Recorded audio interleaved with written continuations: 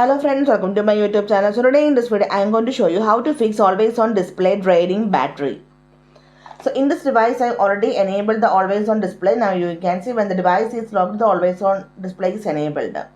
So let me show you how to fix the always on display draining battery. Simply go to settings, tap on the option lock screen and AOD.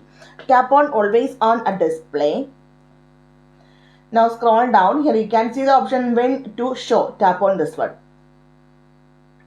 And from this list, you need to select the option tap to show. Now let me show you, lock the device. Now you can see the device is locked when make a tap. Now the always on display is enabled. Always on display uses battery because the screen remain partially active. Changing it to tap to show help reduce power consumption. So simply in this way, we can fix the always on display draining battery. So I hope you guys enjoy this video. Thank you for watching. Thank you. Bye-bye.